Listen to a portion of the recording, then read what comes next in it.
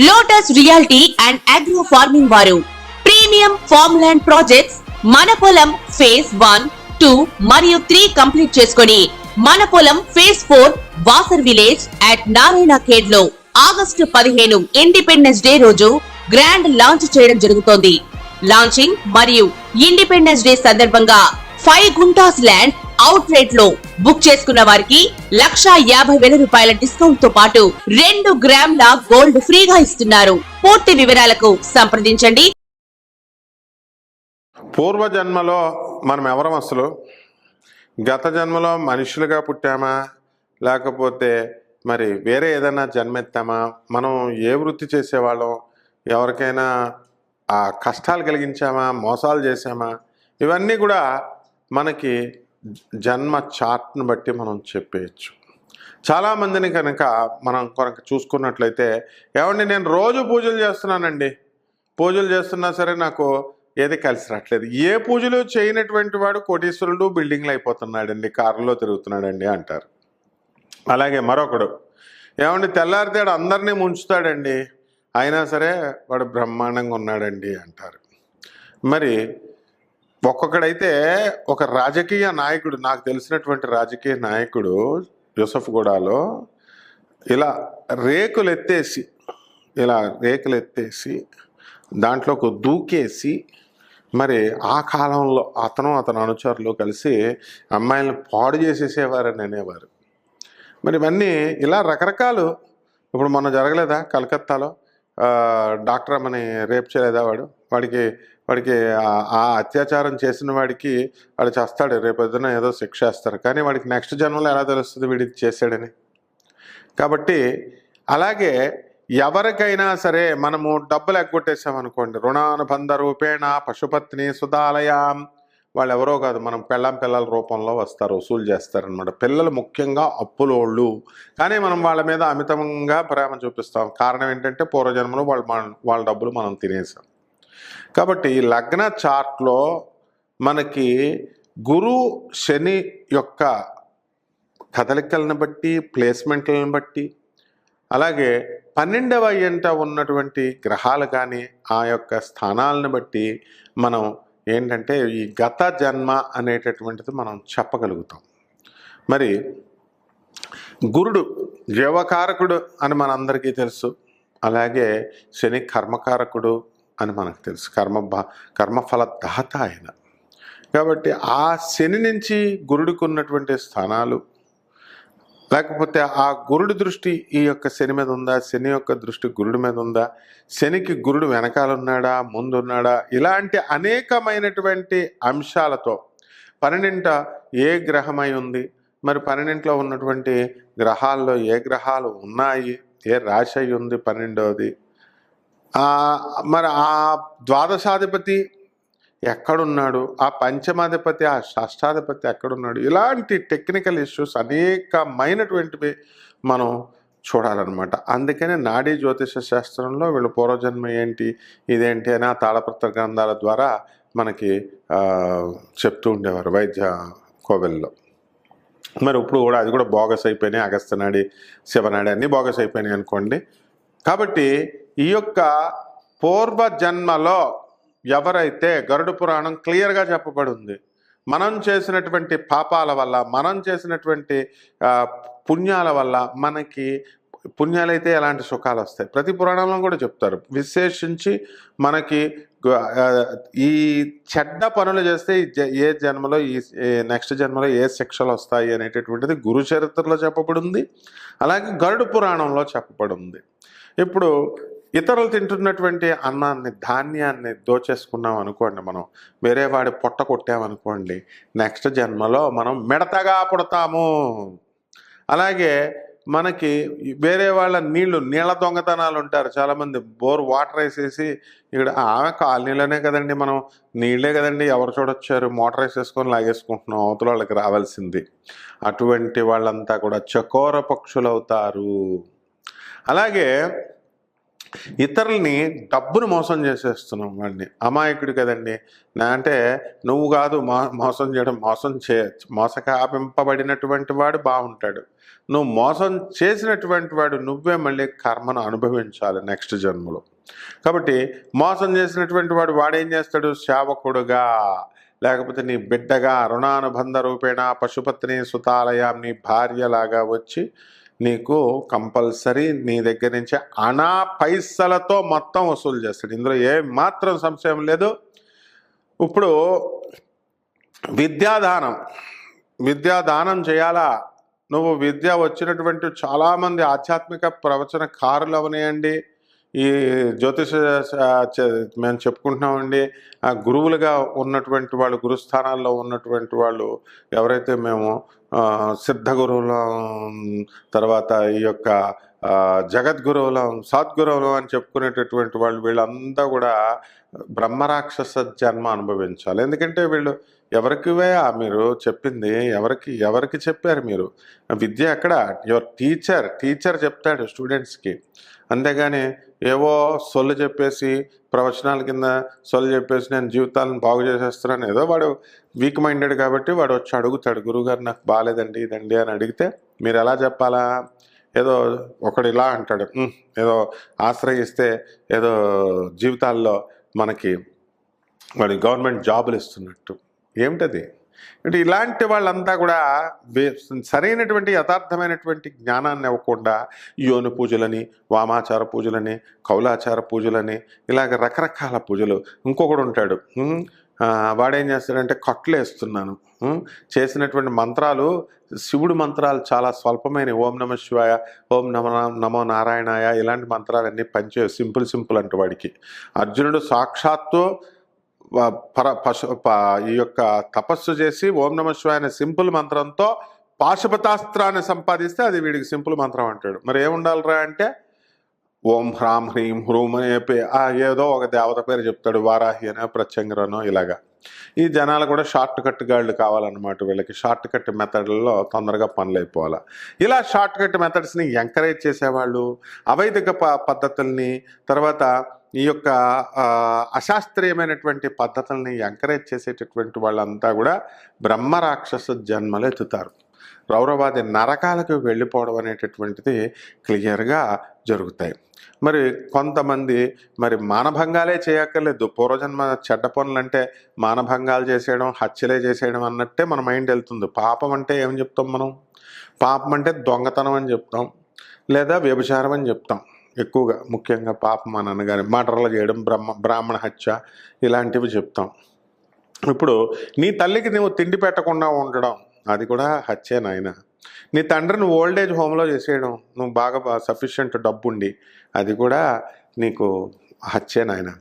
అలాగే నీ పెళ్ళానికి భయపడి తల్లిదండ్రులని ఎక్కడో హాస్టల్లో వేసేయడం, చెల్లుళ్ళ దగ్గర పెట్టడం, ఇవన్నీ కూడా పరమ మహాపాపాలు, పంచమహాపాపకాలు. సురాపానం ఇవన్నీ చేస్తున్నాం. ఈరోజు బాగుందండి పార్టీ, డ్రింక్ బాగుందని అంటున్నాం.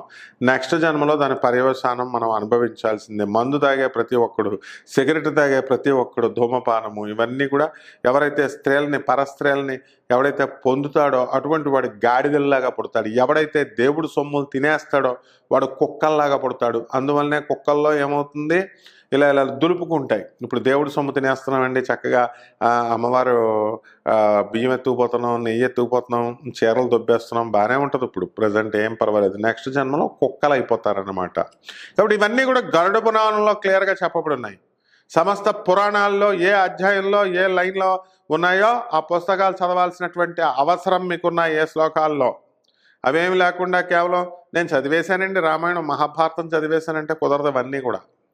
కాబట్టి ఈ యొక్క ఉన్నది లేనట్టుగా లేనిది ఉన్నట్టుగా చెప్పేటటువంటి ప్రవచనకారులు తమ సొంత ఇంటర్ప్రిటేషన్స్తో, అదే మహాపాపం. అంటే దేవుడు చెప్పింది చేయడం, చెప్పింది చేయకపోవడం కూడా మహాపాపమే. ఒక బైబిల్ అయినా, ఒక గ్రంథమైనా, ఒక పురాణమైనా, ఏదైనా సరే దేవుడు ఏదైతే మనకి చెప్పాడో దాన్ని మనం పాటించాలి. మన సొంత కవిత్వాలతో చేస్తే అది మహాపాపం. అది కాబట్టి ఈ యొక్క పురాణాలు చెప్పేటటువంటి ప్రవచనకారులు, జ్యోతిష్య పండితులు ఎవరైతే ఉన్నారో వీళ్ళంతా కూడా యథాతథంగా లేకుండా వాడికి ₹1,00,000 వేసేసాం, 50,000 వేసేసాం, మోసం చేసాం, ఫోన్లు స్విచ్ ఆఫ్ పెట్టేసాం, ఆనందం చాలా బాగుంటుంది. ఇప్పుడు తర్వాత నెక్స్ట్ జన్మలో ఎలా ఉంటుందంటే నువ్వు ఎండిపోయిన చెట్టులాగా. చెట్టు ఉందండి, గురు చరిత్రలో క్లియర్గా చెప్పబడి ఉంది. ఒక చెట్టు ఉంది, దాని మీద పక్షులు వాలట్లా, కొంగలు. చెరువులు ఉన్నాయి, ఆ చెరువుల్లో ఏ కొంగ కూడా వాడట్లా. ఏమిటండి అని నృసింహ సరస్వతి స్వాముల వారిని అడిగితే వాడు విద్యావంతుడయ్యుండి వాడు అక్రమ పద్ధతుల్లో సంపాదించాడు, ప్రజలకు కావాల్సినటువంటి న్యాయం చెప్పలేదు, వాడు విద్య ఉండి కూడా ఎవరికి ఉపదేశించలేదు, వాడు స్వార్థపరుడు. ఇటువంటి వాళ్ళంతా కూడా గ్యారంటీగా ఇలాగ అయిపోతారన్నమాట. కాబట్టి ఈ చాలామందికి భర్తలు చనిపోతూ ఉంటారు. ఎందుకండి? శృతిమించిన కామంతో గత జన్మల్లో మనం ఉన్నట్లయితే వాళ్ళకి దేనికోసమైతే నువ్వు పరితపించావో దాన్ని తీసి పడేస్తాడనమాట ఈ జన్మలో దేవుడు. Newton's third law, to every action there is an equal and opposite reaction. అందువలన ప్రతి చర్యకి ప్రతిచర్య ఉంటుంది. శ్రీరామచంద్రుడు చెట్టు చాటు నుంచి వాలిని చంపితే అదే వాలి జరుడుగా ద్వాపర యుగంలో, త్రేతాయుగంలో రాముడు చంపితే ద్వాపర యుగంలో రాముడు మళ్ళీ ఛాన్స్ ఇచ్చాడు. ఆ యొక్క వాలి జర అనే బోయవాడిగా పుట్టి శ్రీకృష్ణ పరమాత్మను చంపుతాడు. పరమ దయాళువు. అందుకనే ఆ తన ద్వారా చంపబడినటువంటి వాడు మళ్ళీ తనను చంపుతాడని తెలిసినా సరే తన శిష్యుడి కింద చేరతానంటే చేర్చుకొని వాడికి ఈ యొక్క విలువిద్యనంతటినీ కూడా నేర్పి అర్జునుడంతటి మహానుభావుని చేస్తే వాడు బాణంతో శ్రీకృష్ణుడిని చంపాడు.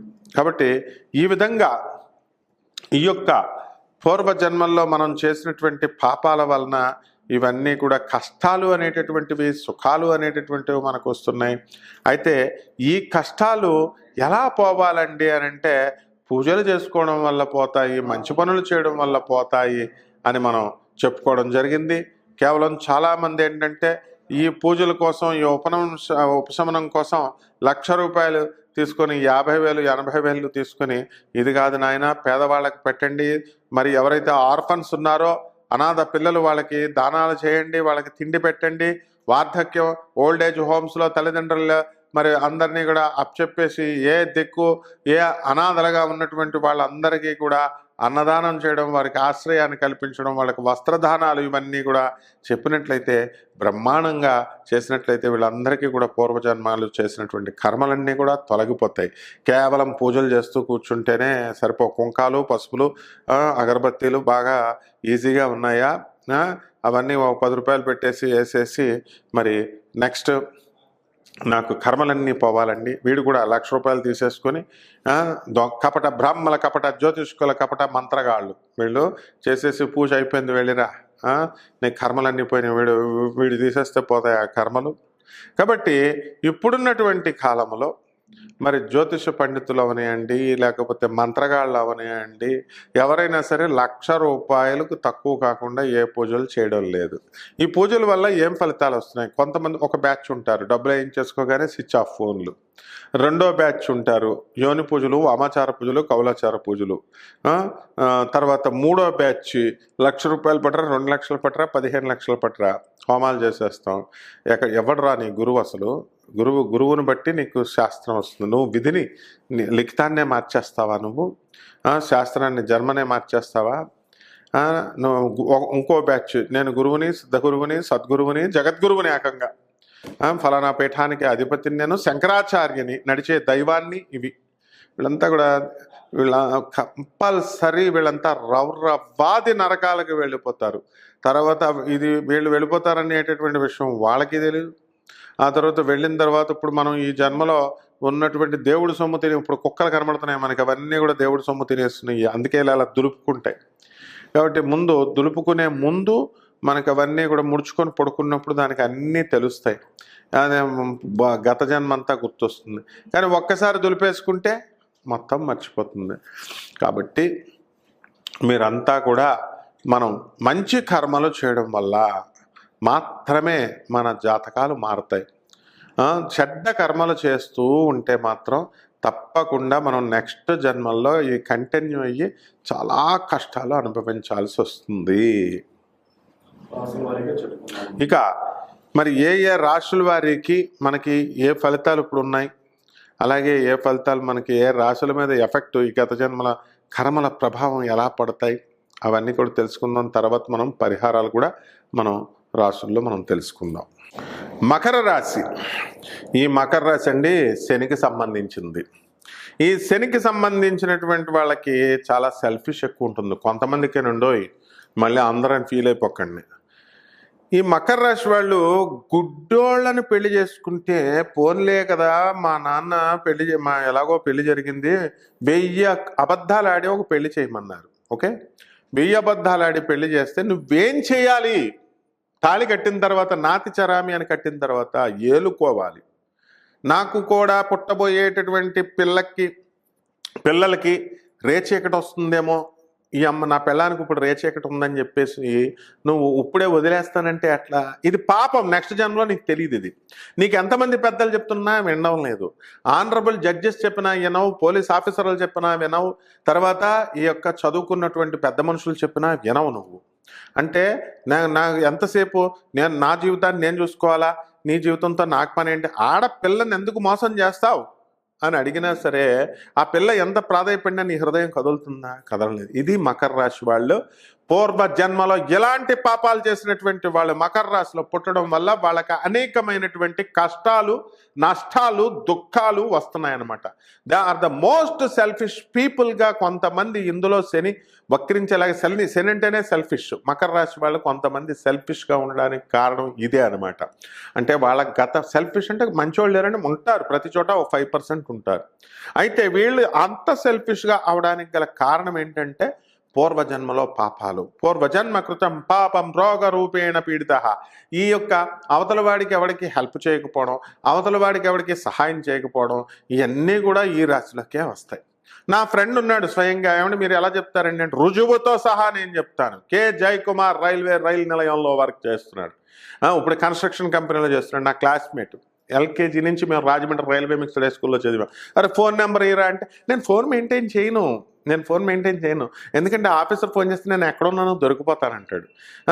ఒక ల్యాండ్ లైన్ నెంబర్ పెడతాడు, ఎప్పుడో ఒకసారి ఇచ్చాడు అనమాట. మళ్ళీ అసలు ఫోన్ పెట్టుకొని మన ముందే తిరుగుతూ ఉంటాడు. ఇల్లు ఎక్కడో చూపించాడు. ఇలాంటి వెధవ లక్షణాలు ఉంటాయన్నమాట. అంటే నీ ఇల్లు, అవతలాడి ఇల్లు నీకు చూపించాలి, నీ ఇల్లు మాత్రం చూపించు. అవతలాళ్ళు ఇళ్ళకొచ్చి వాళ్ళ పిల్లలు పనులు చేసుకుంటుంటే వాళ్ళ చీరలన్నీ పైకి లాక్కొని పనులు చేసుకుంటే వాళ్ళ పిల్లలను చూడొచ్చు, వాళ్ళ పిల్లల్ని చూడొచ్చు, కానీ నీ పిల్లల్ని మాత్రం చూడనివ్వు. మరి ఇది మకర రాశిలో ఈ యొక్క గ్రహాల దోషాలు పట్టుకున్నటువంటి వాళ్ళ యొక్క ప్రవర్తన ఈ విధంగా ఉంటుంది. ద మోస్ట్ సెల్ఫిష్గా ప్రవర్తిస్తారనమాట వీళ్ళు. అంటే మరి శుభ పరంపరలో ఉన్నటువంటి వాళ్ళు, మంచి పనులు చేసినటువంటి వాళ్ళు అంటే వాళ్ళకి ఈ బుద్ధులు ఉండవు. వాళ్ళు మంచిగా ఉంటారు, చక్కగా శుభాలు చేసినటువంటి వాళ్ళు ఉద్యోగాల్లో చక్కగా ప్రిన్సిపల్స్గా పనిచేస్తుంటారు, ఉద్యోగాలు చేస్తారు. వాళ్ళు అప్పుడే కాదు ఇప్పుడు కూడా మంచి బుద్ధులతో ఉండి మంచిగా హెల్ప్లు చేస్తుంటారు. ఒక మకర రాశి వాడు ఒక జంటను విడదీశాడు నా కాళ్ళతో నేను చూశాను. అతను ఇంకా వాళ్ళ మనవరాలు వాడి మీద డిపెండ్ అయిందని, కూతురు వీక్గా ఉందని చెప్పి డబ్బుల పరంగా వీడికేం పని అసలు. వీడి కూతురు పెళ్లి చేసిన తర్వాత వాడు దూరి వాళ్ళ జంటలు విడగొట్టేశాడు. వాడికి సహకారం చేసినటువంటి వాళ్ళ మిగతా అల్లుళ్ళు మరి వాళ్ళ లాయర్లుగా ఉన్నప్పటికీ కూడా వాళ్ళందరూ కూడా పుట్ట గతులు లేకుండా పోవడం నేను నా కళ్ళతో చూశాను. ఇది పూర్వజన్మ కర్మలంటే. కాబట్టి గత జన్మల్లో మీరు చేసినటువంటివన్నీ కూడా ఈ జన్మలో వస్తాయి. ఇలాంటి మార్గం ఏమిటి మకర రాశి వారికి అంటే శని జపం చేయాలా, శని స్తోత్రాలు చేయాలా, శనికి నవగ్రహాల చుట్టూ తిరగాల, శనికి తైలాభిషేకం చేయాలా, ఆ తర్వాత కాళ్ళకి నీళ్ళు కడిగేసుకోవాలా. శనీశ్వరుడు అంటరాని వాడా మీ దృష్టిలో? శనీశ్వరుని ముట్టుకోకూడదా?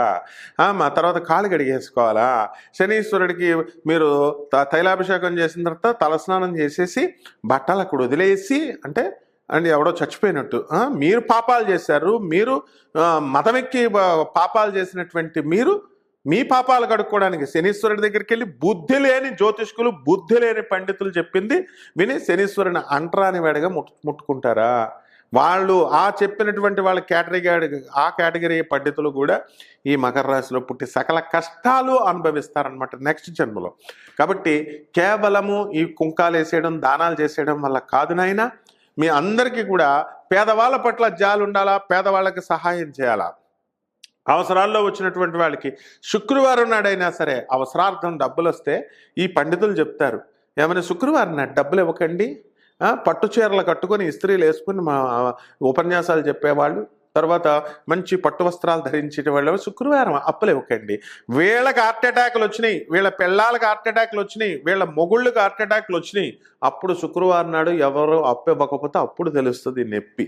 కాబట్టి ఇటువంటి వాళ్ళందరూ కూడా ఎవరికైతే ఈ బాధలు పడుతున్నారో అటువంటి వాళ్ళందరూ కూడా పేదవాళ్ళకి సేవ చేసినప్పుడు మాత్రమే, బ్రాడ్ మైండ్తో శుక్రవారం అని కూడా చూడకుండా సహాయాలు చేసినటువంటి వాళ్ళకి మాత్రమే ఈ రెమెడీస్ వర్క్ అవుతాయి. వాళ్ళు నెక్స్ట్ జన్మలో మంచిగా పుడతారన్నమాట, ఉత్తమ లోకాలకు వెళ్తారు.